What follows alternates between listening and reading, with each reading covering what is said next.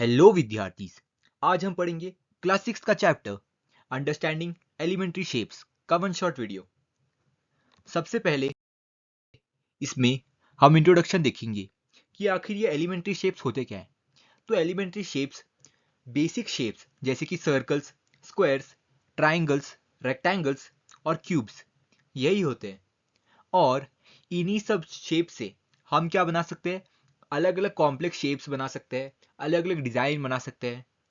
तो इस चैप्टर में हम पढ़ने क्या वाले हैं, तो इस चैप्टर में हम मेनली उन टूल्स पे फोकस करेंगे जिससे कि हम इन एलिमेंट्री शेप्स के बारे में और जान सके, जैसे कि उनके अलग अलग प्रॉपर्टीज जान सके। सबसे पहला प्रॉपर्टी है मेजरिंग लाइन सेगमेंट्स। तो देखिए यहाँ पे लाइन सेगमेंट्स है। तो सबसे पहले ये जानते हैं कि लाइन सेगमेंट होता क्या है। हमने पिछले चैप्टर में भी देखा था कि लाइन सेगमेंट दो लाइन के दो पॉइंट्स के बीच में, देखिए यहाँ पे ये एक पॉइंट हो गया, ये वाला एक पॉइंट, और ये वाला एक पॉइंट हो गया, ये वाला पॉइंट। देखिए इसका नाम हमने रख दिया पॉइंट ए और इसका नाम हमने रख दिया पॉइंट बी। तो दो पॉइंट के बीच में अगर हम उसे ज्वाइन कर देते हैं बीच में एक स्ट्रेट लाइन से, तो वो क्या बन जाएगी, एक लाइन सेगमेंट बन जाएगी। अब इस सेक्शन में हमें क्या पढ़ना है, मेजरिंग लाइन सेगमेंट, यानी कि अभी हम इस लाइन सेगमेंट को मेजर करेंगे।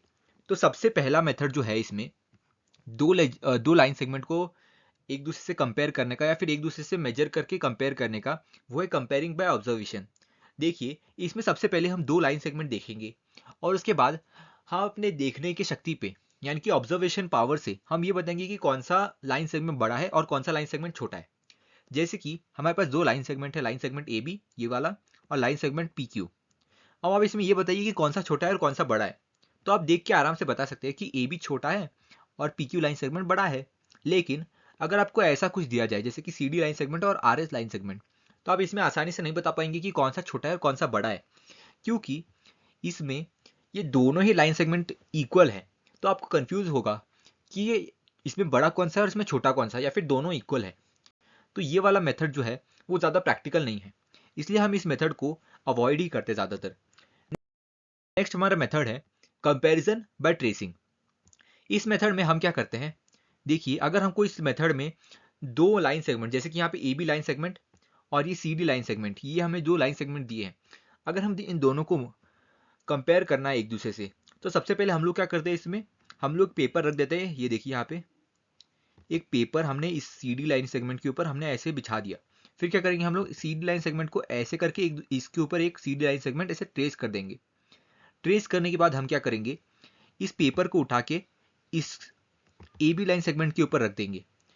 उसको रखने के बाद हम देखेंगे कि जो सी डी लाइन सेगमेंट है, ये जो हमने इसमें पहले से ट्रेस करके रखा है, देखिए यहाँ पे ऐसे हमने जो सी डी लाइन सेगमेंट को ट्रेस करके रखा था पहले ही पेपर पे, तो क्या वो ए बी से छोटा है या फिर वो ए बी से बड़ा है। देखिए यहाँ पे तो आपको पता चल जाएगा कि ये जो सी डी लाइन सेगमेंट है वो ए बी लाइन सेगमेंट से छोटी है। लेकिन अगर आप ये वाला मेथड यूज़ करेंगे तो आपके कई सारे पेपर वेस्ट हो जाएंगे और आप एग्ज़ाम में पेपर फाड़ भी नहीं सकते, बाहर से कोई पेपर लेके जा भी नहीं सकते। तो ये वाला जो मेथड है वो ये भी इतना प्रैक्टिकल नहीं है। तो हम आते हैं अपने नेक्स्ट मेथड के ऊपर, जो है comparison using ruler and A divider. तो देखिए रूलर क्या होता है, रूलर अपना सिंपल स्केल होता है। देखिए यहाँ पे ये स्केल है अपना। और डिवाइडर क्या होता है, डिवाइडर ये होता है, देखिए यहाँ पे इसका डायग्राम देख लीजिए आप, ये आपकी कंपास बॉक्स में होगा, इसे हम कहते हैं डिवाइडर। आइए जानते हैं कि इसके मदद से हम लाइन को मेजर कैसे करते हैं। सबसे पहले देखिए मैं आपको ये बताना चाहता हूँ कि देखिए 1 सेंटीमीटर क्या होता है, 1 सेंटीमीटर होता है 10 mm। देखिए यहाँ पे ये देखिए ये 0 पॉइंट है और 0 से 1 के बीच में कितने लाइन्स होते हैं, बीच में 10 लाइन्स होते हैं। तो हर एक सी ये पतली पतली लाइन जो होती है वो वो क्या डिनोट करती है, वो डिनोट करती है 1 mm को। देखिए यहाँ पे ये 0 से 1 क्या हो गया, 1 सेंटीमीटर हो गया, 0 से 1 1 सेंटीमीटर हो गया। और 1 सेंटीमीटर में 10 लाइन्स होती है बीच में, और वो हर लाइन क्या डिनोट करती है, 1 mm को डिनोट करती है। जैसे कि यहाँ पे हो गया 1 mm, फिर हो गया 2 mm, फिर हो गया 3 mm, 4 mm। फिर ये जो लाइन है देखिए यहाँ पे ये सबसे लंबी लाइन यहाँ की, ये क्या डिनोट करती है 5 mm। ये इसका हाफ है। देखिए यहाँ पे यहाँ से 5 mm और यहाँ से 5 mm, तो ये क्या हो गया, इसका हाफ हो गया। तो ऐसी 1 सेंटीमीटर कितने mm का बनता है, 10 mm का बनता है। 1 mm कितने सेंटीमीटर का बनता है, 0.1 सेंटीमीटर। मतलब कि अगर यहाँ पे कोई mm है, देखिए यहाँ पे ये 1 mm है, तो अगर हमें इसे सेंटीमीटर में डिनोट करना है तो हम कैसे डिनोट करेंगे, 0.1 सेंटीमीटर। वैसे ही अगर आपको 2 mm डिनोट करना है तो आप कैसे करोगे, 0.2 सेंटीमीटर। अब इसका एग्जाम्पल देखते हैं कि अगर आपको मेजर करना है एक line segment using a ruler तो आप कैसे करोगे। तो देखिए, सबसे पहले आपको जो स्टार्टिंग पॉइंट है लाइन सेगमेंट का वो कहाँ पे रखना पड़ेगा, 0 पॉइंट पे रखना पड़ेगा। देखिए यहाँ पे ये 0 पॉइंट पे हमने क्या रख दिया, यहाँ पे एक पॉइंट रख दिया 0 सेंटीमीटर पे, 0 मार्क पे। फिर देखिए इस लाइन के, ये देखिए ये जो लाइन सेगमेंट है उसके बराबर सटा के हमने क्या रख दिया, अपना रूलर रख दिया। फिर देखिए ये जो दूसरा पॉइंट है वो कहाँ पे आ रहा है, देखिए यहाँ पे ये आ रहा है अपने 2.1, 2.2, 2.3 पे। तो ये क्या हो जाएगा, 2.3 सेंटीमीटर हो जाएगा। देखिए यहाँ पे 2.3 सेंटीमीटर हो जाएगा इसका माप। तो हमने क्या लिखा यहाँ पे, 2.3 सेंटीमीटर, यानी कि 2 सेंटीमीटर एंड 3 mm। 2.3 सेंटीमीटर का क्या मतलब, 2 सेंटीमीटर एंड 3 mm, यानी कि 2 सेंटीमीटर यहाँ तक और 1 mm, 2 mm और 3 mm यहाँ पे, ये हो जाएगा इसका माप। अब देखिए इस टेक्निक में भी थोड़े एरर्स है, जैसे कि सबसे पहला है थिकनेस एरर और सेकंड है पोजीशनिंग एरर। अब ये होते क्या है, आइए इसे समझते हैं। तो सबसे पहले हम देखेंगे पोजीशनिंग एरर को। तो देखिए आप अगर लाइन सेगमेंट को मेजर कर रहे हो तो आपका आंख, जो आप जहां से आप देख रहे हो पर्सपेक्टिव, वो चेंज हो सकती है। और जब आप चेंज करोगे अपने पर्सपेक्टिव को तो आपको हर बार अलग माप दिखेगा। जैसे कि अगर आपको ये मेजर करना है, देखिए यहाँ पे इस डायग्राम में देखिए, अगर आपको ये चीज़ यहाँ से लेके यहाँ तक मेजर करनी है तो देखिए अगर आप यहाँ से देखोगे तो आपको ये अलग दिखेगा, और अगर यहाँ से देखोगे तो ये अलग दिखेगा, और यहाँ से देखोगे तो अलग दिखेगा। तो सबसे बेस्ट मेथड कौन सा है देखने का, सबसे बेस्ट मेथड है यहाँ से, जहाँ से आपको मेजर करना है ठीक उसके ऊपर आके, ना उसके पीछे ना उसके आगे, ठीक इसके ऊपर आके आपको क्या देखना है कि वो लाइन कहाँ पे टच हो रही है, यानी कि उसका माप कहाँ पे आ रहा है, वो भी सीधा ऊपर, ना उसके पीछे ना उसके आगे।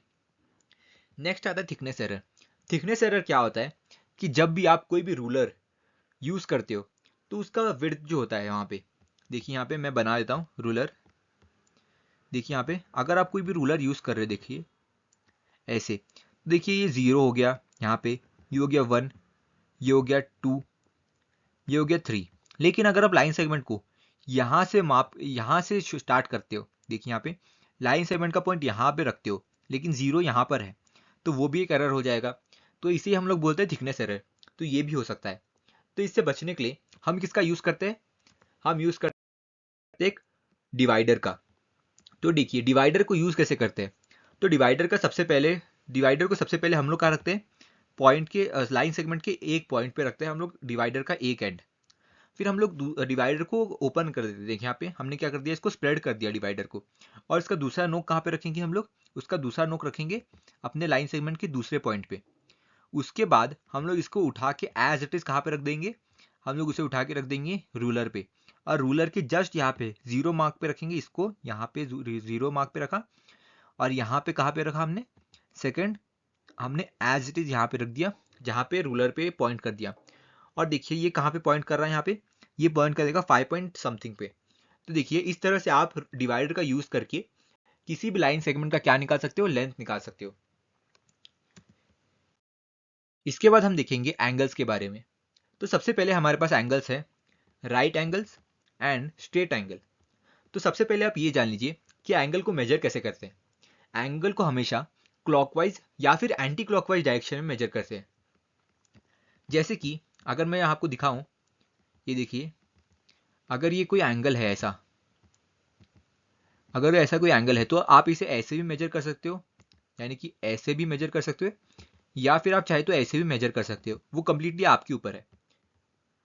तो आप इसे क्लॉकवाइज भी मेजर कर सकते हो और एंटी क्लॉकवाइज भी मेजर कर सकते हो। इसके बाद हमारे पास सबसे पहला एंगल जो आता है वो एंगल आता है राइट एंगल। देखिए राइट एंगल क्या होता है, राइट एंगल वो एंगल होता है जो 90 डिग्री से बना होता है। और 90 डिग्री से बना हुआ एंगल को हम लोग कैसे देखते हैं, वो होता है कुछ ऐसा। देखिए यहाँ पे ये एल शेप कुछ बना होता है, देखिए एल शेप जैसा होता है ये जो है ये क्या हो जाता है, ये एक 90 डिग्रीज का एंगल बन जाता है। और 90 डिग्रीज के एंगल को हम लोग ये डिनोट कैसे करते हैं, हम लोग डिनोट कर देते हैं ऐसे, यहाँ पे क्या बना देते हैं, एक छोटा सा स्क्वायर टाइप बना देते हैं। तो ये बन जाता है एक 90 डिग्रीज का एंगल का रिप्रेजेंटेशन। देखिए आप राइट एंगल से किसको याद कीजिए, राइट एंगल से आप एल को याद कीजिए। तो एल के शेप, एल शेप एंगल क्या हो जाता है, एक राइट एंगल हो जाता है। नेक्स्ट हम देखेंगे स्ट्रेट एंगल। तो स्ट्रेट एंगल क्या होता है? स्ट्रेट एंगल वो एंगल होता है जो कि 180 डिग्री से बना होता है, जिसे कि हम एक सीधे खंबे के रूप में भी याद रख सकते हैं। जैसे कि आप ये देखिए, अगर आप इसे सीधी लाइन खींचोगे, कोई भी ऐसी सीधी लाइन खींच दोगे, तो ये जो एंगल होगा यहाँ से लेके यहाँ तक का, ये जो भी एंगल होगा वो क्या बन जाएगा, एक 180 डिग्रीज बन जाएगा, यानी कि स्ट्रेट एंगल। स्ट्रेट एंगल क्या होता है, वो पूरा स्ट्रेट होता है। देखिए यहाँ पे ये एंगल क्या है, स्ट्रेट एंगल पूरा स्ट्रेट होता है। या फिर आप इसे ऐसे भी याद रख सकते हैं कि अगर आप 2 बार 90 डिग्रीज लोगे तो क्या बन जाएगा, एक स्ट्रेट एंगल बन जाएगा। देखिए यहाँ पे, यहाँ से यहाँ तक एक 90 डिग्री और यहाँ से यहाँ तक एक 90 डिग्री, क्या बना देगा, एक 180 डिग्री एंगल बना देगा, यानी कि स्ट्रेट एंगल बना देगा। नेक्स्ट हम देखेंगे कंप्लीट एंगल। तो कंप्लीट एंगल क्या होता है?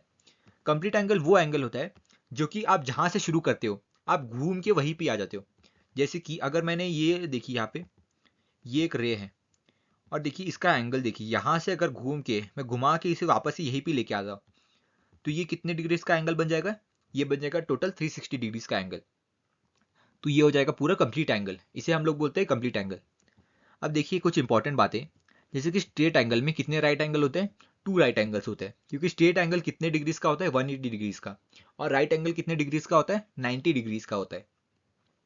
नेक्स्ट देखिए कंप्लीट एंगल क्या होता है, 360 डिग्रीज का होता है, और राइट एंगल कितने डिग्रीज का होता है, 90 डिग्रीज का होता है। तो 90 इंटू 4 करोगे तो क्या हो जाएगा, 360 डिग्रीज हो जाएगा। इसलिए कंप्लीट एंगल में कितने राइट एंगल्स होते हैं, टोटल 4 राइट एंगल्स होते हैं। आइए हम इन एंगल्स को नॉर्थ साउथ ईस्ट वेस्ट की मदद से समझने का ट्राई करते हैं। देखिए आपने अक्सर सुना होगा नॉर्थ साउथ ईस्ट वेस्ट हमारे 4 डायरेक्शंस होते हैं। तो सबसे पहले देखिए नॉर्थ और साउथ। नॉर्थ के राइट में हमेशा क्या होता है, ईस्ट होता है, और ईस्ट के सामने कौन सा होता है, वेस्ट होता है। नॉर्थ के सामने कौन सा होता है, साउथ होता है। तो सबसे पहले देखिए अगर आप नॉर्थ से ईस्ट की तरफ जाओगे, यानी कि यहाँ से यहाँ पे जाओगे, तो कितना डिग्री का एंगल होगा, ये देखिए ये एल शेप बन रहा है। देखिए यहाँ पे ये वाला क्या बन रहा है एंगल, ये बन रहा है एल शेप। तो क्या बन जाएगा, ये 90 डिग्रीज का एंगल बन जाएगा नॉर्थ से ईस्ट की तरफ। फिर हम देखेंगे कि अगर हम ईस्ट से वेस्ट पे जा रहे, ईस्ट से वेस्ट पे जा रहे, तो कितने 90 डिग्रीज के एंगल बनेंगे। ये देखिए यहाँ से यहाँ तक एक एल शेप बन जाएगा, और यहाँ से यहाँ पे एक और एल शेप बन जाएगा। तो ये टोटल हो जाएंगे 2 राइट एंगल्स। 2 राइट एंगल्स का मतलब क्या होता है कि वो हो जाता है एक स्ट्रेट एंगल। नेक्स्ट हम देखते हैं कि अगर आप वेस्ट से, देखिए यहाँ पे ये वेस्ट है आपका, एक सेकंड, ये देखिए अगर आप ये वेस्ट है, अगर आप वेस्ट पे हो, यहाँ पे आप खड़े हो, यहाँ पे आप एक खड़े हो, अगर आप घूम के नॉर्थ ईस्ट साउथ वापस से वेस्ट आ गए तो कितना डिग्री एंगल चलोगे आप, तो होगा पूरा 360 डिग्रीज। और 360 डिग्रीज मतलब कितना एंगल, 360 डिग्रीज मतलब कंप्लीट एंगल। तो ये हो जाता है आपके 3 angle, right angle, straight angle और कंप्लीट एंगल। देखिए यहाँ पे आप इसे घड़ी की मदद से भी समझ सकते हैं। जैसे कि अगर पहले घड़ी का कांटा कहाँ पे था, 12 पे था, वो घूम के कहाँ पे आ गया, 6 पे आ गया। तो देखिए कितने राइट एंगल चलेंगे यहाँ पे, देखिए यहाँ पे ये कितने राइट एंगल हो जाएंगे। सबसे पहले देखिए यहाँ पे ये हो जाएगा, ये यहाँ पे एल शेप बना देंगे तो ये हो जाएगा एक राइट एंगल, ये हो जाएगा एक राइट एंगल। फिर अब यहाँ से कहाँ घूम के आ गए, 6 पे आ गए, यानी कि वो एक और राइट एंगल हो जाएगा। यानी कि कितने राइट एंगल हो जाएंगे, 2 राइट एंगल हो जाएंगे। तो यहाँ पे हमने लिखा है 2 राइट एंगल। और ये कितना एंगल हो जाएगा, टोटल हो जाएगा 90 प्लस 90 यानी कि 180। ये क्या हो जाएगा, स्ट्रेट एंगल हो जाएगा। नेक्स्ट हम देखते हैं 6 से अगर आप 9 पे गए, यानी कि 6 से 9 पे गए तो कितने राइट एंगल आप चले। ये देखिए ये एक ही राइट एंगल होगा ये, तो ये कितना डिग्रीज हो जाएगा, 90 डिग्रीज हो जाएगा। एक राइट एंगल मतलब 90 डिग्रीज। नेक्स्ट आप देखते हैं कि अगर आप 1 से गए, 1 पे हो, देखो आप अगर 1 पे हो, यहाँ समझिएगा इसे, अगर आप 1 पे हो, इसके सामने इसके यहाँ पे देखिए, यहाँ पे इसका क्या बन जाएगा, एक बन जाएगा ये राइट एंगल, ये हो जाएगा 90 डिग्रीज। फिर आप देखो इसके सामने एक और, यहाँ से आप यहाँ पे आए, ये ऐसा घूम के आप यहाँ पे आ गए, ऐसा घूम के आप यहाँ पे आ गए, ये क्या बन जाएगा, एक और राइट एंगल बन जाएगा। और देखिए यहाँ से फिर आप वापस से यहाँ पे गए, यहाँ पे गए आप, तो ये कितने हो जाएंगे total, one right angle, 2 right angle और 3 राइट एंगल्स। तो ये कितना एंगल हो जाएगा, ये 3 राइट एंगल्स, यानी कि 270 डिग्रीज हो जाएगा। यहाँ से 1 से लेके 10 तक हो जाएगा कितने राइट एंगल, 3 राइट एंगल। और 1 राइट एंगल मतलब कितना होता है, 90 डिग्रीज। तो 3 राइट एंगल्स मतलब कितने हो जाएंगे, 90 प्लस 90 प्लस 90 यानी कि 270 डिग्रीज, यानी कि 1 से लेकर 10 तक अगर आप घूमते हो तो कितना डिग्री चलोगे आप? 270 डिग्रीज चलोगे, यानी कि थ्री राइट एंगल्स। नेक्स्ट आप देखोगे कि अगर आप 12 पे थे पहले, 12 से कोई कांटा चला और वापस से वो 12 पे ही पहुंच गया, तो वो कितना चलेगा? वो बना देगा एक कंप्लीट एंगल, यानी कि 360 डिग्रीज वो घूम के वापस से 12 पे ही आ जाएगा। नेक्स्ट हम देखते हैं कुछ और एंगल्स। सबसे पहले एक्यूट एंगल। तो एक्यूट एंगल वो एंगल होते हैं जो कि 0 डिग्री से स्टार्ट होके 90 डिग्री से पहले खत्म हो जाते हैं। यानी कि ये देखिए, ये जो लाइन है, ये किसकी लाइन है? ये 90 डिग्रीज की लाइन है, 90 डिग्रीज की लाइन है। और ये किसकी लाइन है? ये है 0 डिग्रीज की लाइन। अब ये जितना भी एरिया है, इसके बीच में जो भी एंगल होगा वो क्या हो जाएगा? एक्यूट एंगल होगा, यानी कि 90 डिग्री से कम, यानी कि इससे ज़्यादा नहीं हो सकता। ये कभी भी ऐसा नहीं हो सकता। ऐसा होगा तो ये क्या बन जाएगा? एक एक्यूट एंगल नहीं होगा, यानी कि 90 डिग्री से छोटा होना चाहिए।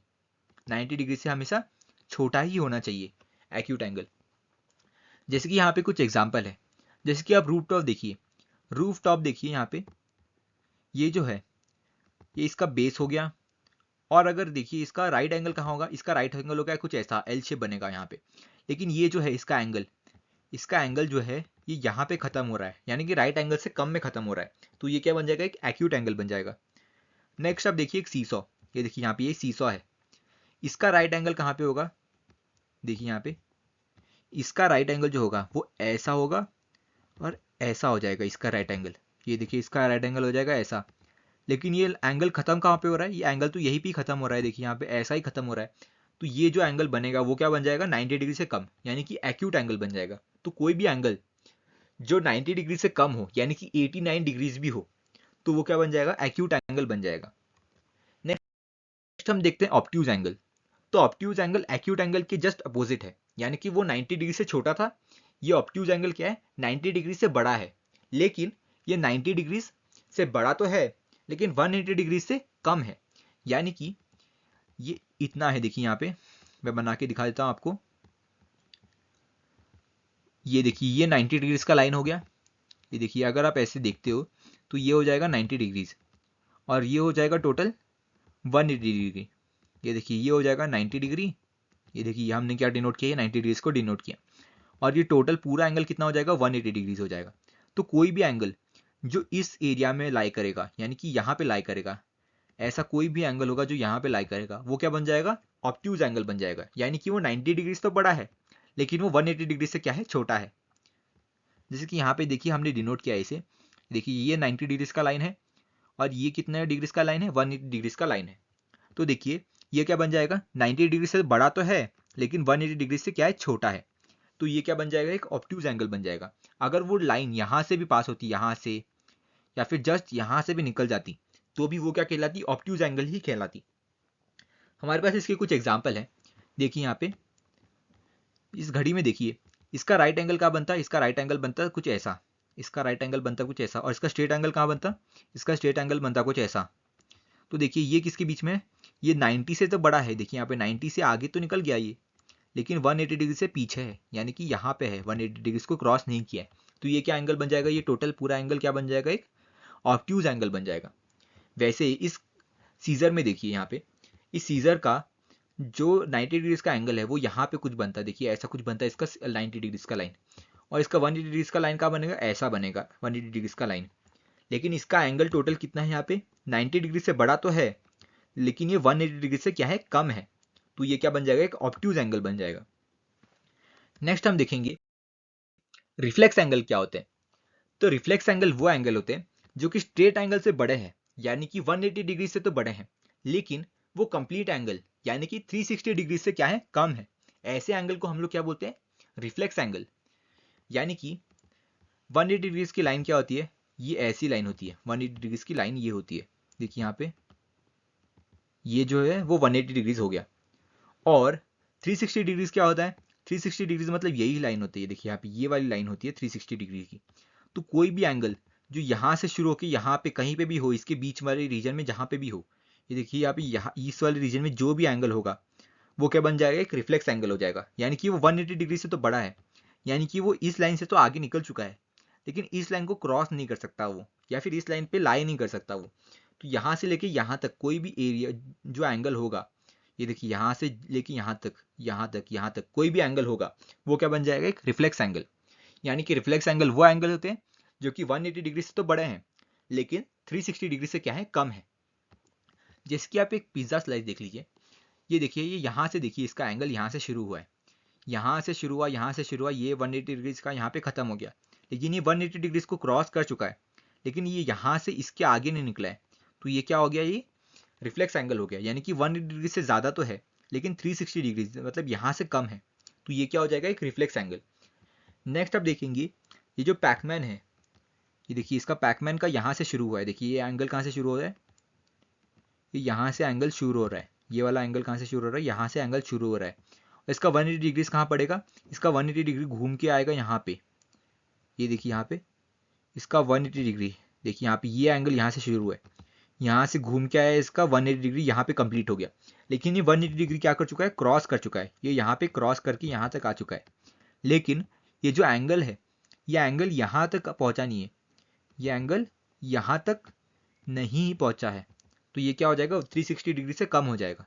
यानी कि ये वाला एंगल कितना हो जाएगा, देखिए यहाँ पे ये वाला टोटल एंगल क्या हो जाएगा, एक रिफ्लेक्स एंगल बना देगा, जो कि 180 डिग्री से ज़्यादा लेकिन 360 डिग्री से क्या है, कम है। नेक्स्ट हम देखेंगे कि एंगल्स को मेजर कैसे करते हैं। तो एंगल को मेजर करने के लिए हम सबसे पहले यूज़ करते हैं एक प्रोट्रैक्टर का। किसका, एक प्रोट्रैक्टर का, जिसे हम आम भाषा में डी भी बोलते हैं। ये देखिए, इसे हम क्या बोलते हैं, प्रोट्रैक्टर या फिर डी। तो सबसे पहले इसको समझते हैं कि ये काम कैसे करता है। देखिए, इसमें जो अलग अलग मेजर होते हैं वो हमें बताते हैं कि कितने डिग्रीज मेजर कर रहा है। जैसे कि सबसे पहले देखिए 90 डिग्रीज मतलब क्या होता है, 90 डिग्रीज क्या होता है, एक एल शेप होता है, एल शेप। तो देखिए एल शेप, इसमें 90 डिग्रीज कहाँ पड़ता है, इसमें देखिए यहाँ पे 90 डिग्रीज पड़ता है। तो क्या ये एल शेप डिनोट कर रहा है, देखते हैं यहाँ पे 90 डिग्रीज कहाँ पे है, ये देखिए यहाँ पे है 90 डिग्रीज, यहाँ पे है 90 डिग्रीज। और इसका 0 डिग्री कहाँ पे है, इसका 0 डिग्री है यहाँ पे, ये देखिए ये यहाँ पे है। तो ये कैसा शेप बन गया, ये बन गया एक एल टाइप शेप। तो देखिए, आप इसको मेजर करना है, आपको इसे मेजर करना है, तो सबसे पहले आपको समझना पड़ेगा कि ये दिखाता क्या है। तो देखिए, इसमें जितने भी रीडिंग्स हैं वो किस में है, डिग्रीज में है। अगर आप किसी भी एंगल को यहाँ से शुरू करते हो, यहाँ से रख के शुरुआत करते हो, तो ये क्या हो जाएगा, इसका 0 डिग्री, ये क्या हो जाएगा, इसका 10 डिग्री, ये क्या हो जाएगा 20 डिग्री, ये क्या हो जाएगा 30 डिग्री, ये क्या हो जाएगा 40 डिग्री। लेकिन अगर आप किसी भी एंगल को यहाँ से रख के शुरुआत करते हो, तो आपको ये वाली बाहर की रीडिंग लेनी पड़ेगी, यानी कि 0 डिग्री, 10 डिग्री, 20 डिग्री, ये वाला रीडिंग चलेगा, ये वाला रीडिंग नहीं चलेगा, अंदर वाला रीडिंग। अगर आप यहाँ से शुरू करते हो, यहाँ से किसी भी एंगल को रख के शुरू करते हो, तो ये क्या हो जाएगा, ये वाला अंदर वाला रीडिंग चलेगा। लेकिन अगर आप यहाँ से शुरू करते हो, यानी कि लेफ्ट साइड से शुरू करते हो, तो बाहर वाला रीडिंग चलेगा। देखिए यहाँ पे 0, 10, 20, 30, 40। इसमें टोटल कितने मेजर्स होते हैं, इसमें होते हैं टोटल 180 डिग्रीज तक के मेजर। यानी कि आप किसी भी 180 डिग्री एंगल से छोटे या फिर 180 डिग्री एंगल तक किसी भी एंगल को इससे मेजर कर सकते हो। तो इसे हम लोग मेजर करते कैसे हैं, इसे जानते हैं। चलिए कि ये डी जो है उसको यूज़ कैसे करते हैं। तो सबसे पहले हम क्या करते हैं कि जो एंगल का वर्टेक्स है, एंगल का वर्टेक्स क्या होता है कि जहाँ पे दो रे, यानी कि एंगल के दोनों आर्म जहाँ पे इंटरसेक्ट करते हैं, उसे हम लोग क्या बोलते हैं, वर्टेक्स बोलते हैं। जैसे कि अगर ये कोई एंगल है, तो ये वाला पॉइंट क्या हो जाएगा, ये देखिए ये वाला पॉइंट क्या हो जाएगा, इसका वर्टेक्स हो जाएगा, क्योंकि ये दोनों रेज जो है या फिर ये दोनों आर्म्स जो है एंगल के, वो कहाँ पे इंटरसेक्ट हो रहे हैं, वो इंटरसेक्ट हो रहे हैं इस पॉइंट पे। देखिए इस पॉइंट पे क्या हो रहे हैं, इंटरसेक्ट हो रहे हैं। तो वो पॉइंट क्या हो जाएगा हमारा, वो पॉइंट हो जाएगा हमारा वर्टेक्स। तो सबसे पहले इस वर्टेक्स को हम लोग क्या रखेंगे, इस डी के 0 पॉइंट पे रखेंगे। ये देखिए ये वाले पॉइंट है ना, इसको यहाँ पे एम डिनोट किया है हमने, वहाँ पे हम लोग क्या करेंगे, सबसे पहले उसको प्लेस कर देंगे। फिर क्या करेंगे हम लोग, इसके एक आर्म को, यानी कि इस आर्म को या फिर इस आर्म को जो है, ये देखिए ये जो रे बनी है, इन दोनों में से किसी एक रे को हम लोग क्या करेंगे, इस 0 जो लाइन है, ये वाली जो लाइन है 0 की, वहाँ पे क्या कर देंगे हम लोग, अलाइन कर देंगे। वहाँ पे जाके हम लोग उसको अलाइन कर देंगे। फिर क्या करेंगे, हम लोग देखेंगे कि जो 0 लाइन के अलावा जो दूसरा आर्म है इस एंगल का, वो कहाँ पे पॉइंट कर रहा है। जैसे कि ये वाला जो एंगल है, देखिए यहाँ पे ये जो सी लाइन है, हमने कहाँ पे रख दी, इसको 0 डिग्री पे रख दिया। नेक्स्ट जो इसका दूसरा आर्म होगा वो कहाँ पे है, वो पॉइंट कर रहा है 40 डिग्रीज के ऊपर। देखिए यहाँ पे ये वाला जो लाइन दिख रही है आपको, एकदम डार्क ब्लू बनी है, वो कहाँ पे पॉइंट कर रही है, 40 डिग्री से पॉइंट हो रही है। तो ये क्या बन जाएगा हमारा, 40 डिग्रीज का एंगल बन जाएगा, एंगल ए बी सी। इस तरह से आप यूज कर सकते हैं एक प्रोट्रैक्टर का। नेक्स्ट हम देखेंगे कि परपेंडिकुलर लाइंस क्या होती हैं। तो आप ये तो जानते हैं कि 90 डिग्रीज का एंगल क्या होता है। 90 डिग्रीज का एंगल होता है सिंपली एल शेप एंगल, यानी कि एक ऐसा एंगल जो कि एक एल शेप बना दे, उसे हम लोग क्या बोलते हैं, राइट एंगल बोलते हैं। तो दो लाइंस जब एक दूसरे को 90 डिग्री पे कट करे तो उन दोनों लाइंस को हम लोग क्या बोलते हैं, परपेंडिकुलर लाइंस। यानी कि एक लाइन देखिए, ये ए बी ए लाइन है एक, और ये सी डी लाइन है, और दोनों एक दूसरे को कट कर रहे हैं। कब कट कर रहे हैं, कहाँ पे, कितना एंगल बना रहे बीच में, 90 डिग्रीज का एंगल बना रहे बीच में। देखिए इस तरह से हम लोग किसको रिप्रेजेंट करते हैं, हम लोग रिप्रेजेंट करते हैं इस तरह से राइट एंगल को। ये देखिए बीच में कितना एंगल बन गया, 90 डिग्रीज का एंगल बन गया। तो हम लोग इसे क्या बोलेंगे, A B is perpendicular to C D. और इसे हम लोग रिप्रेजेंट कैसे करते हैं, ए बी और बीच में ये वाला सिंबल का यूज करते हैं। देखिए इस वाले सिंबल का यूज करते हैं perpendicular to C D. A B line is perpendicular to C D. Next हम देखेंगे कि परपेंडिकुलर बाइसेक्टर क्या होता है। तो देखिए परपेंडिकुलर बाइसेक्टर मतलब सिंपल ये है कि दो परपेंडिकुलर लाइंस जब एक दूसरे को हाफ में काट दे, या फिर एक लाइन दूसरे लाइन को परपेंडिकुलरली तो काटे लेकिन उसके मिड पॉइंट पे काटे। यानी कि देखिए ये लाइन सेगमेंट है ए बी लाइन सेगमेंट, देखिए यहाँ पे ए बी लाइन सेगमेंट है ये, सॉरी ए बी लाइन है ये, ए टू बी एक लाइन है। फिर देखिए इसका ए बी का मिड पॉइंट समझ लीजिए यहाँ पे है, और यहाँ से एक परपेंडिकुलर लाइन हमने ड्रॉ कर दी। तो ये क्या हो जाएगा हमारा, ये लाइन जो है वो इसके परपेंडिकुलर तो है ही, देखिए यहाँ पे ये परपेंडिकुलर तो है ही, लेकिन ये जो सी डी लाइन है वो इस ए बी को टू हाफ में डिवाइड कर रही है। यानी कि इस तरफ से देखिए यहाँ पे, अगर देखिए यहाँ पे जो, यहाँ पे देखिए अगर ये 5 सेंटीमीटर है, यहाँ से 5 सेंटीमीटर है, तो यहाँ से भी 5 सेंटीमीटर ही होगा, यहाँ से लेके यहाँ तक भी 5 सेंटीमीटर ही होगा। देखिए यहाँ पे यहाँ से लेके यहाँ तक भी क्या हो जाएगा, 5 सेंटीमीटर हो जाएगा।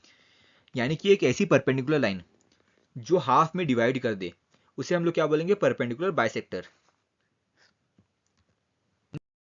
नेक्स्ट हम देखेंगे ट्रायंगल्स के बारे में। तो देखिए क्लासिफिकेशन ऑफ ट्रायंगल सबसे पहले पढ़ेंगे हम लोग।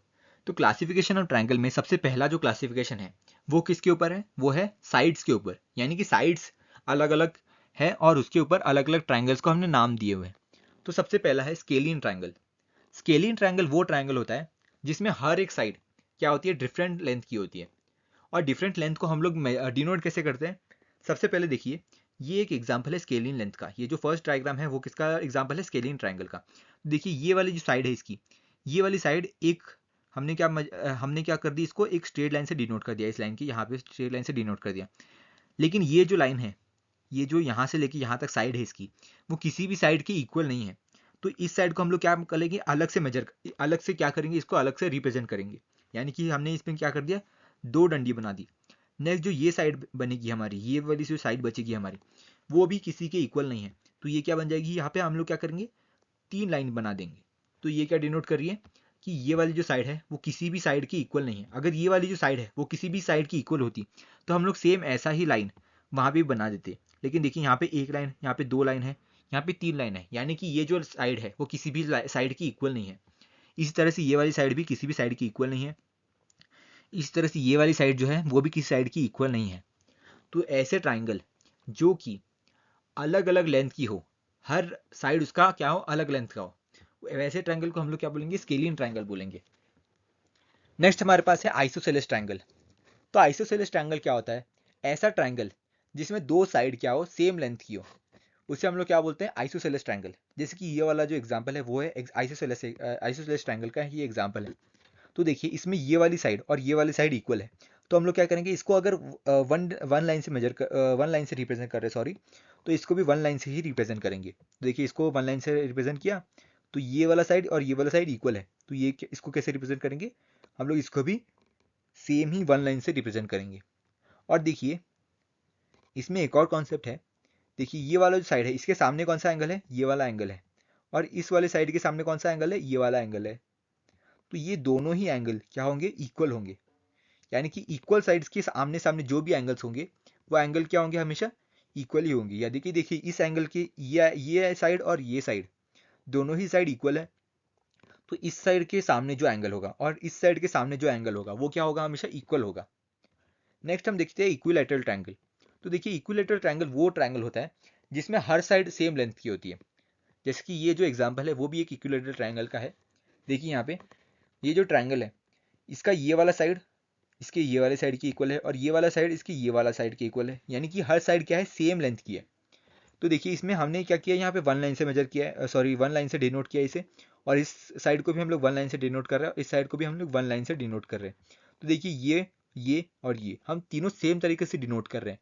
तो मतलब इसका ये होता है कि तीनों साइड क्या है, सेम लेंथ की है। और देखिए इस इक्विलैटरल ट्रायंगल की एक खास बात है कि इसमें हर साइड कितने डिग्रीज का होता है, हर साइड होता है 60 डिग्रीज का।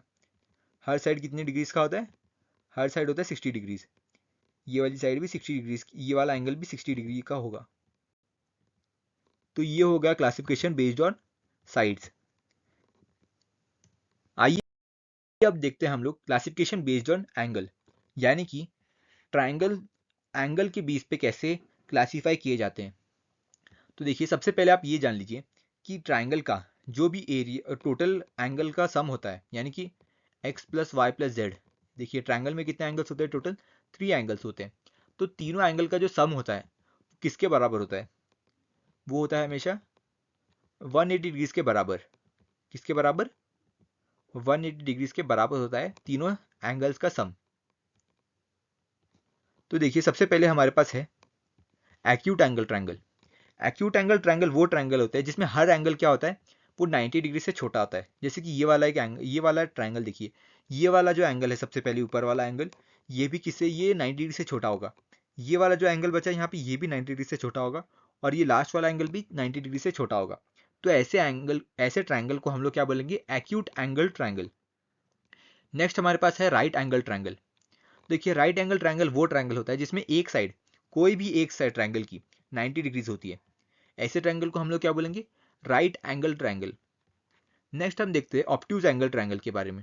ऑब्ट्यूज एंगल ट्रायंगल वो ट्रायंगल होते हैं जिसमें कोई भी एक साइड क्या होती है, 90 डिग्री से बड़ी हो जाती है, यानी कि वो एक साइड क्या होती है, ऑब्ट्यूज एंगल बन जाती है 90 डिग्री से बड़ी। ऐसे ट्रायंगल को हम लोग क्या बोलेंगे, ऑब्ट्यूज एंगल ट्रायंगल। ये था classification of triangle based on angle. Next हम पढ़ेंगे क्वाड्रिलेटरल्स के बारे में। क्वाड्रिलेटरल्स क्या होते हैं, सबसे पहले ये जान लेते हैं। क्वाड्रिलेटरल्स वो पॉलीगॉन होते हैं जिसमें टोटल 4 साइड्स होती हैं, यानी कि 4 साइडेड पॉलीगॉन को हम लोग क्या बोलते हैं, क्वाड्रिलेटरल बोल देते हैं। तो सबसे पहले हमारे पास क्वाड्रिलेटरल है एक स्क्वायर। देखिए स्क्वायर क्या होता है, स्क्वायर एक क्वाड्रिलेटरल है जिसके पास 4 साइड्स हैं, 4 साइड्स, और चारों ही साइड क्या है, एक दूसरे की इक्वल है। यानी कि जो ए बी साइड है वो सी डी के इक्वल होगी, ये जो सी डी साइड है वो ए सी साइड के इक्वल होगी, और ये ए सी साइड है वो ए बी डी साइड की इक्वल होगी। यानी कि चारों साइड क्या होती है, एक दूसरे की इक्वल होती है। और ये जो इसके एडजेसेंट साइड्स होती हैं, देखिए यहाँ पे इसका एडजेसेंट देखिए, ये जो ए बी साइड है, ए बी साइड जो है उसका एडजेसेंट क्या होता है, वो हो जाएगा ए सी साइड और बी डी साइड। तो ये दोनों जो होंगे साइड्स वो क्या होंगे, एक दूसरे के परपेंडिकुलर होंगे, यानी कि एडजेसेंट साइड्स क्या होंगे, परपेंडिकुलर होंगे। जैसे कि सी डी है, ये सी डी का परपेंडिकुलर, सी डी का एडजेसेंट क्या हो जाएगा, सी डी का एडजस्टमेंट हो जाएगा ये बी डी और ए सी। तो ये दोनों क्या हो जाएंगे, एक दूसरे के परपेंडिकुलर हो जाएंगे। तो ये होता है हमारा एक स्क्वायर। और इसका एक और प्रॉपर्टी ये होती है कि जिसके अपोजिट साइड्स होते हैं वो क्या होते हैं, हमेशा पैरेलल होते हैं। जैसे कि ये ए बी है, ए बी का पैरेलल कौन सा है, ए बी का पैरेलल है सी डी। तो ये क्या हो जाएगा, हमेशा पैरेलल होगा। जैसे कि ए सी है, ए सी के सामने कौन सा है, बी डी, यानी कि ए सी और बी डी क्या है, हमेशा पैरेलल होंगे स्क्वायर के केस में। और देखिए हमने स्क्वायर को रिप्रेजेंट कैसे किया, देखिए स्क्वायर के साइड को यहाँ पे देखिए हमने क्या बना दिया, यहाँ पे एक लाइन बना दिया, क्योंकि सारे ही साइड्स ए बी के इक्वल होंगे, क्योंकि सारी साइड क्या है, एक दूसरे के इक्वल है। तो हर साइड को हम लोग कैसे रिप्रेजेंट करेंगे, एक सिंपल लाइन बना के। देखिए यहाँ पे ऐसे क्या हमने क्या कर दिया, यहाँ पे लाइन बना दिया, यहाँ पे हमने क्या बना दिया, लाइन बना दिया। क्यों, क्योंकि सारी साइड क्या है, सेम है।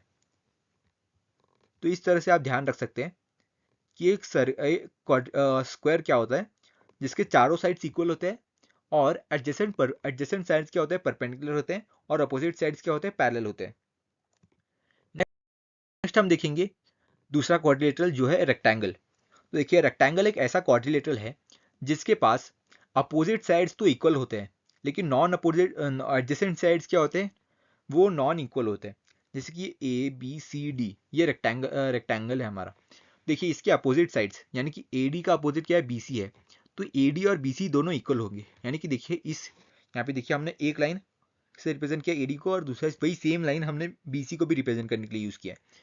लेकिन जो ए बी साइड होगा वो एडी साइड के अपोजिट मतलब इक्वल नहीं होगा, इसलिए कि हमने एडी साइड को 1 लाइन से रिप्रेजेंट किया है और ए बी साइड को 2 लाइन से रिप्रेजेंट किया है।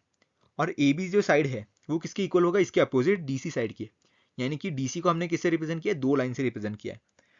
तो इस तरह से एक रेक्टेंगल क्या होता है, इसके अपोजिट साइड्स तो इक्वल होंगे, यानी कि एडी का अपोजिट बीसी दोनों इक्वल होंगे, और ए बी का अपोजिट क्या है, डीसी, दोनों इक्वल होंगे। लेकिन जो एडजेसेंट साइड्स होंगे वो इक्वल नहीं होंगे, यानी कि एडी का एडजेसेंट क्या है, ए बी, और एडी का दूसरा एडजेसेंट कौन सा है, डीसी, ये दोनों इक्वल नहीं होंगे।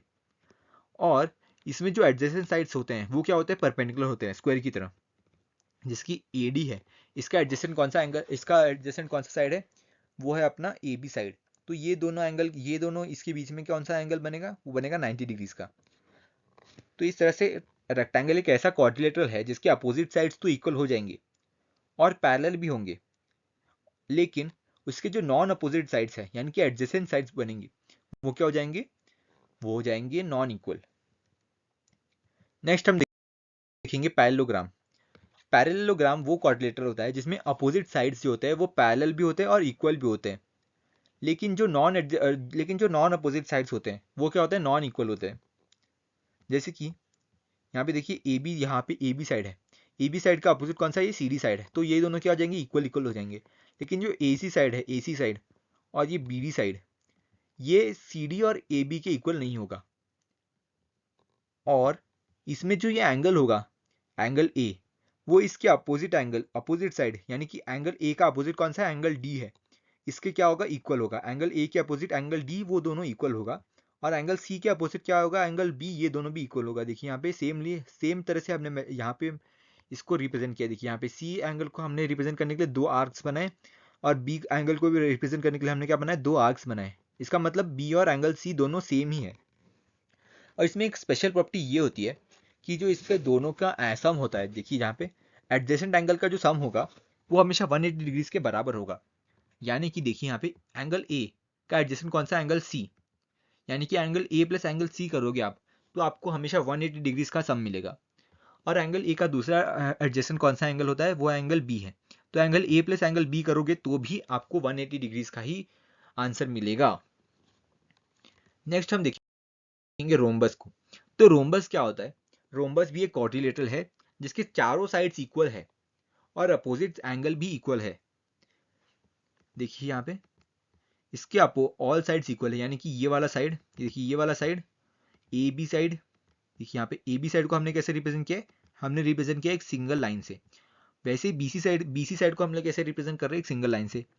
सी डी लाइन को कैसे रिप्रेजेंट कर रहे हैं, सिंगल लाइन से। और ए डी साइड को भी सिंगल लाइन से ही रिप्रेजेंट कर रहे हैं, यानी कि चारों साइड क्या है, इक्वल है, इसलिए हम लोग सेम तरीके से रिप्रेजेंट कर रहे हैं चारों साइड को। नेक्स्ट देखते हैं, अपोजिट एंगल्स इक्वल होते हैं, यानी कि ए का अपोजिट कौन सा है, सी है। देखिए ए का अपोजिट क्या है, एंगल सी। तो एंगल ए और एंगल सी को हमने सेम तरीके से रिप्रेजेंट किया, इसका मतलब क्या है, दोनों एंगल सेम है। वैसे ही एंगल बी के सामने कौन सा, एंगल डी है। देखिए एंगल बी को हमने 2 आर्क्स बना के हमने क्या किया, रिप्रेजेंट किया है। और एंगल डी को भी सेम हमने 2 आर्क्स बना के ही रिप्रेजेंट किया है। इसका मतलब एंगल बी और एंगल डी क्या है, अपोजिट एंगल है, इसलिए दोनों इक्वल है। नेक्स्ट हमारा प्रॉपर्टी क्या है इसके रोम्बस की, कि अपोजिट साइड जो होते हैं वो पैरेलल होते हैं। देखिए अपोजिट साइड जो है इसकी, देखिए यहाँ पे ए बी जो है इसका अपोजिट साइड कौन सा है, वो है सी डी, और दोनों क्या है, पैरेलल है एक दूसरे को, यानी कि वो दोनों कभी भी इंटरसेक्ट नहीं होंगे आगे जाके, ऐसे आगे जाके वो दोनों क्या होंगे, इंटरसेक्ट नहीं होंगे। तो रोम्बस में क्या होता है, अपोजिट साइड्स क्या होते हैं, हमेशा पैरेलल होते हैं। नेक्स्ट हम पढ़ेंगे ट्रेपीजियम के बारे में।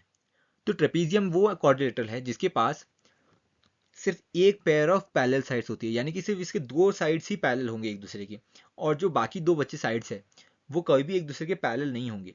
और जो पैरेलल साइड एक दूसरे के होंगे, जैसे कि इस ट्रेपीजियम में ये जो ए बी साइड है वो किसके पैरेलल है, वो सी डी साइड के पैरेलल है। लेकिन जो ए डी साइड है वो बी सी साइड के पैरेलल नहीं है, यानी कि सिर्फ इसमें 2 साइड जो होंगी वो एक दूसरे के पैरेलल होंगी, और जो बाकी 2 साइड्स है वो एक दूसरे के पैरेलल नहीं होंगी।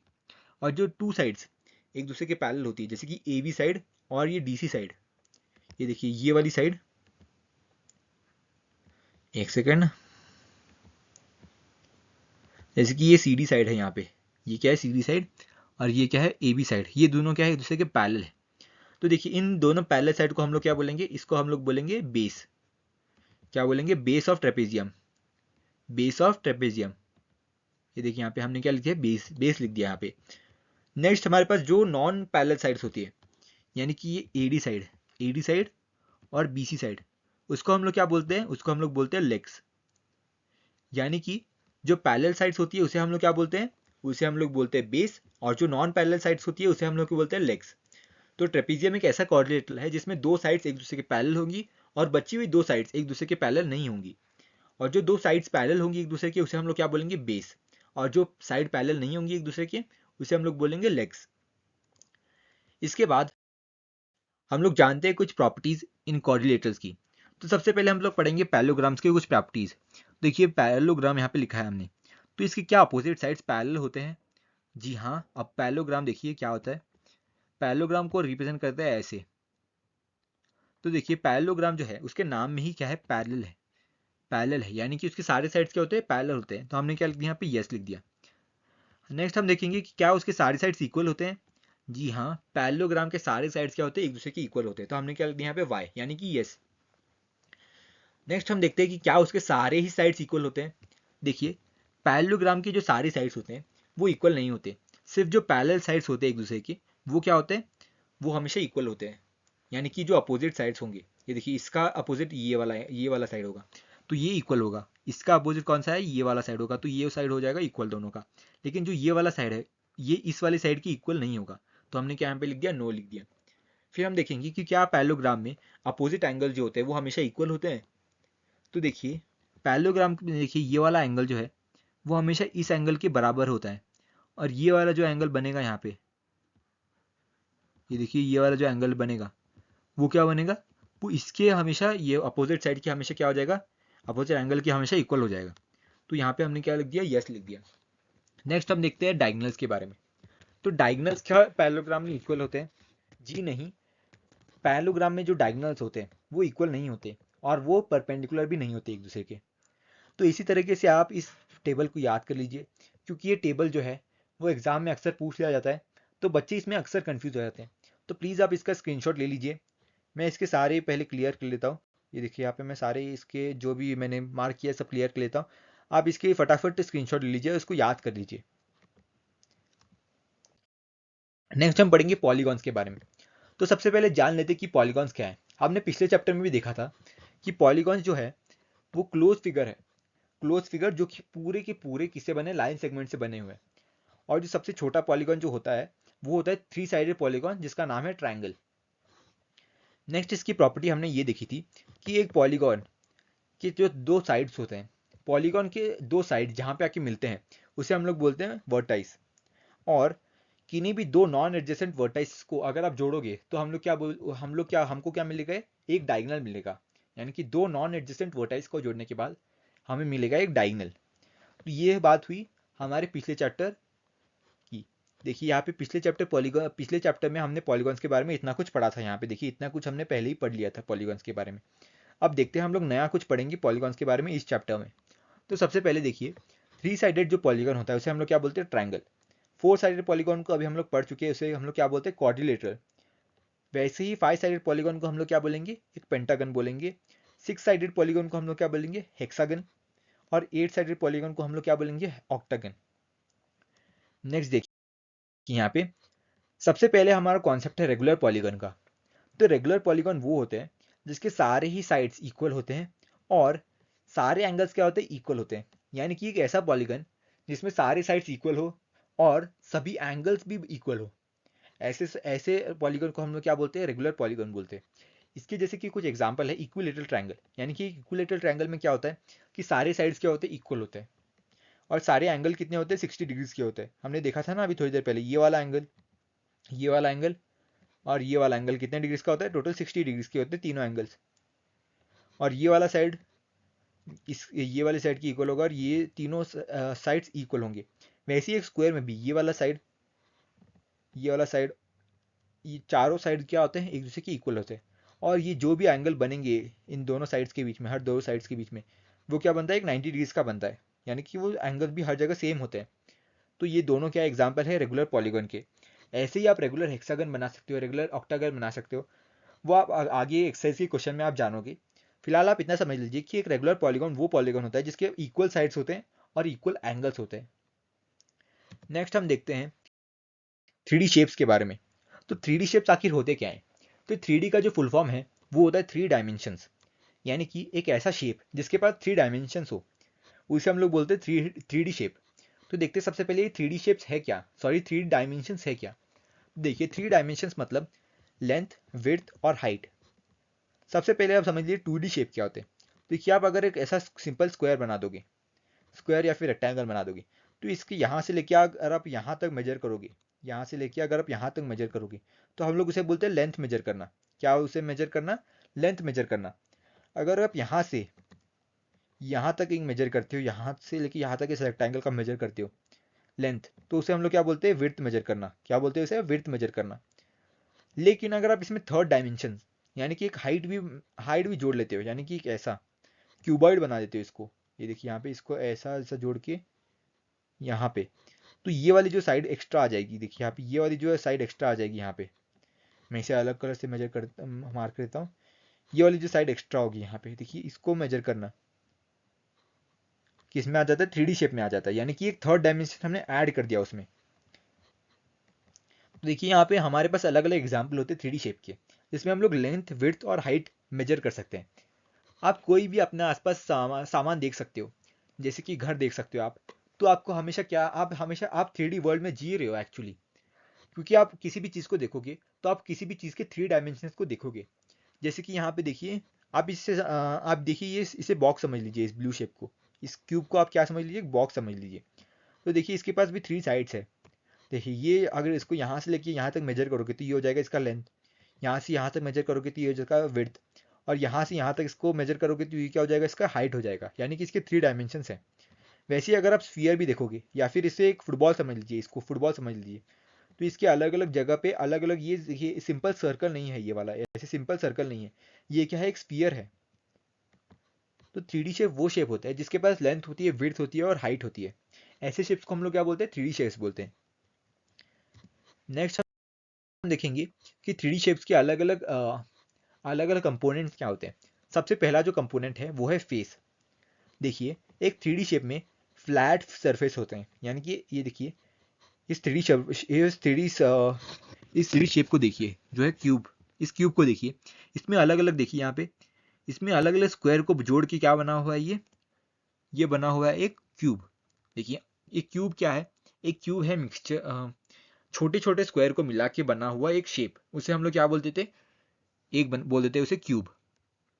तो क्यूब में जो अलग अलग स्क्वायर्स हैं, उन अलग अलग स्क्वायर को हम लोग क्या बोलते थे? इन फ्लैट सरफेस को हम लोग क्या बोलते थे? फेस बोल देते हैं। हम लोग क्या बोलते हैं? इसका नाम क्या देते हैं? फेस। यानी कि जो भी ये बीच का एरिया है उसे हम लोग क्या बोलेंगे? फेस। और जो ये फेस जो है, ये फेस और ये फेस एक दूसरे को जहाँ पे आके मिल रहे हैं, एक दूसरे से जहाँ पे आके मिल रहे हैं उसे हम लोग क्या बोलते हैं? एज। यानी कि देखिए ये वाला फेस जो है वो इस वाले फेस पे कहाँ पे मिल रहा है? वो मिल रहा है यहाँ पे, ये देखिए इस लाइन पे मिल रहा है। मैं इसे मार्क कर देता हूँ यहाँ पे ब्लैक से। देखिए ये देखिए यहाँ पे जो ये दोनों फेस आके कोइंसाइड कर रहे हैं, यानी कि दोनों आके मिल रहे हैं, तो इसको हम लोग क्या बोलते हैं? एज बोल देते हैं। क्या बोलते हैं? एज।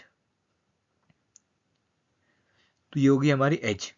और दो एज, यानी कि ये देखिए, एक सेकेंड,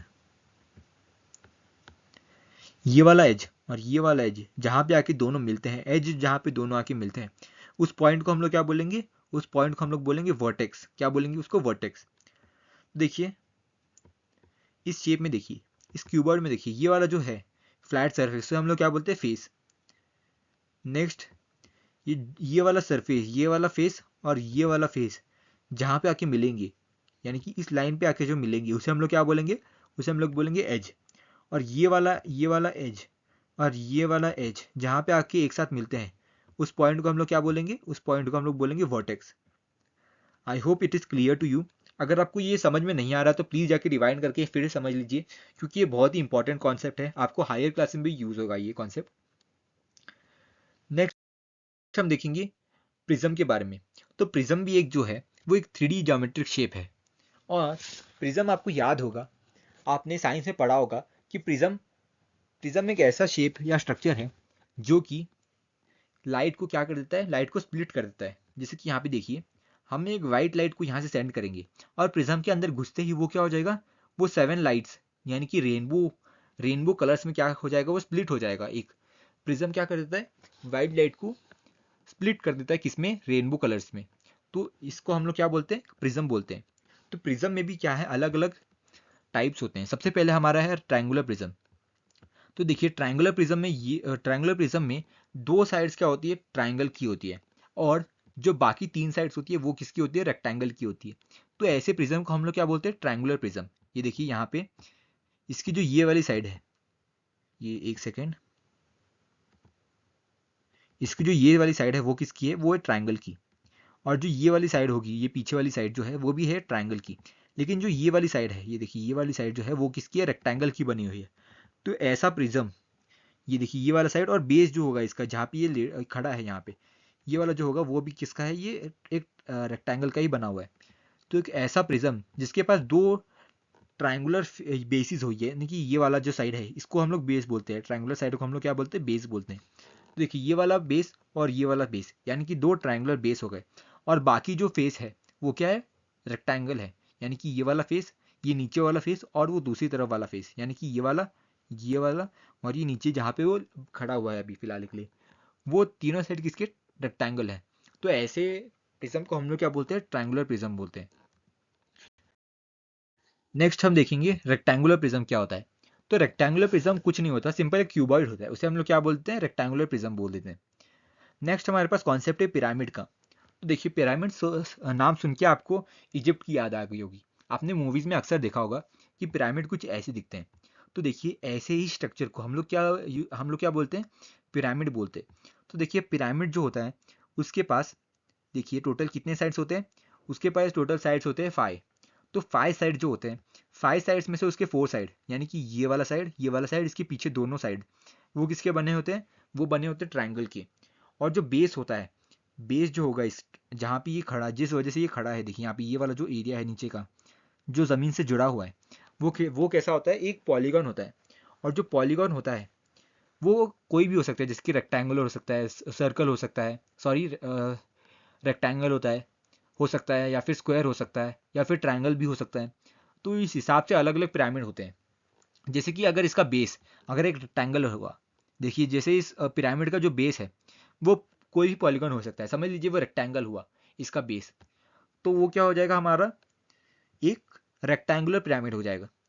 लेकिन अगर समझ लीजिए उसका बेस जो है वो स्क्वायर का बना हुआ है, यानी कि ये पिरामिड का ये वाले साइड तो हमेशा ट्रायंगल ही रहेंगे, लेकिन जो बेस है वो स्क्वायर का है, तो वो क्या बन जाएगा, स्क्वायर पिरामिड बन जाएगा। लेकिन अगर समझ लीजिए कि जो बेस है इसका, पिरामिड का बेस जो है वो ट्रायंगल है, तो वो क्या हो जाएगा, ट्रायंगुलर पिरामिड हो जाएगा। ऐसे ही अलग अलग तरह के पिरामिड होते हैं। तो ये था हमारा इस चैप्टर का last concept. I hope this video is clear to you.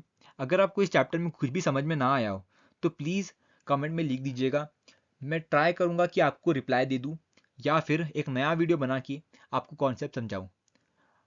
इसके बाद हम इस चैप्टर के एक्सरसाइज वीडियो भी अपलोड करेंगे, तो प्लीज़ जाके उसे भी देख लीजिएगा। Thank you.